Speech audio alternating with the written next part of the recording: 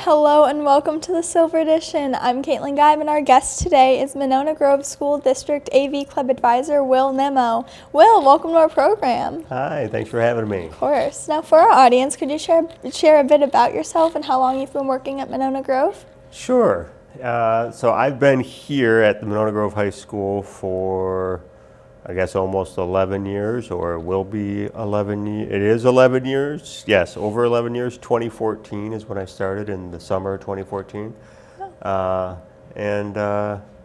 so live in Verona, have a wife and 2 kids, 7 and 9-year-old.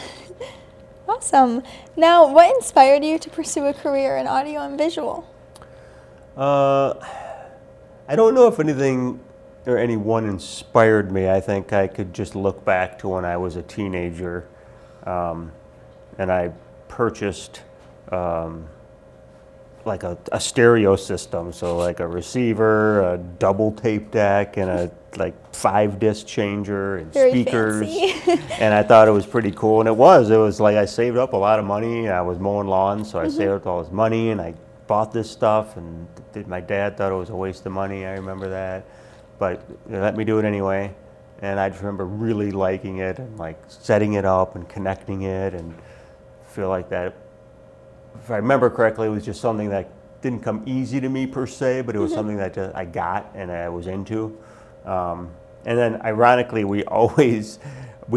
growing up, we lived next to a television station. So on the far west side, Channel 3, WISC, we lived like right down the road from it. And so the huge tower was right there, and I could always see it. And I was always like, God, it'd be cool to go into that radio or that TV station and see what it looked like and see what's going on in there and everything. So I think, that was, and I didn't realize that I really liked it, right? I didn't really go, oh, I love this stuff, I'm gonna do it all the time. I think I just always had an interest in it. Yeah, so that's where it started. Now, were you in an AV club at your high school? No, I was in high school in the 90s, early 90s, and there was no AV club that I know of. We didn't really have anything. We had announcements, but it was just over the PA system.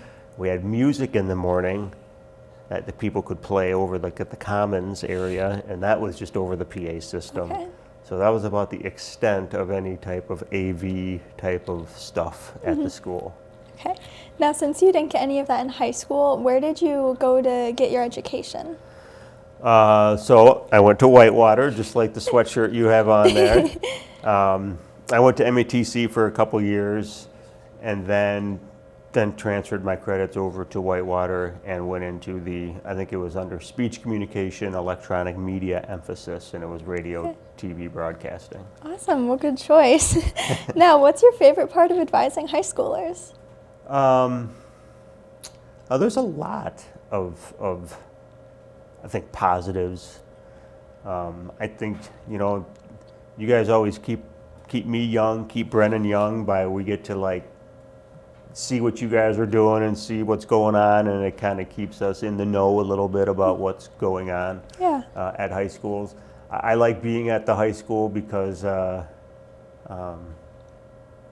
it's a little off topic, but before I came here, I really didn't know a whole lot about public education, like just the inner workings. And so it's been an eye-opening experience of how education works and how, there isn't a lot of resources, and there should be a lot more resources.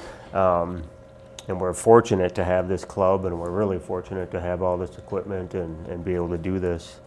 But I think it's fun to see students doing things like this outside of school. I mean, I think that's probably the coolest thing for me, because I didn't get involved much in high school. I played sports, so each season I had a sport, but other than that, I wasn't involved in high school at all.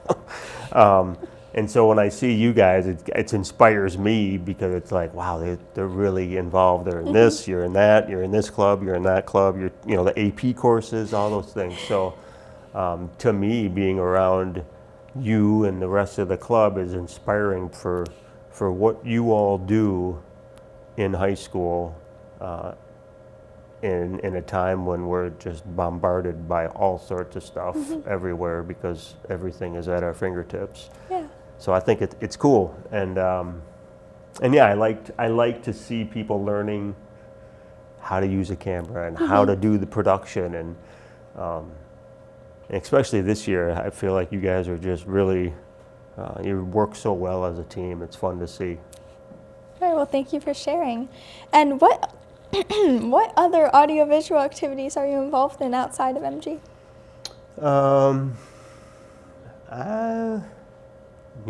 I can do a good doom scroll from now and then, but that's my extent of AV outside of my work. I mean, I have family members and friends who will come to me, or my wife, because we met. She was an editor and I was a producer at a production company, and that's how we met. So we have friends and family who, anytime they need anything, come to us and, oh, we're having a wedding and we want a photo montage, or whatever it might be. So from time to time I'll do something like that, but that's rare. Awesome. That's about it. Okay. Now, as we wrap up our show today, is there anything you'd like to add before we go? No, I mean, I think this is a great show. I look forward to seeing more guests on the show, more people from the school that can have some fun. I don't know why I'm looking around at all the crew to see if they're watching. You shouldn't be watching. You should be on your cameras. So, no, I don't have anything to add. Yeah. It's great. Okay. Well, Will, thank you so much for joining us today on the Silver Edition. Thank you. Of course. If you would like to see more episodes of the Silver Edition, please visit us on Monona Community Media's YouTube page or download the Monona Go app by going to your smartphone's app store.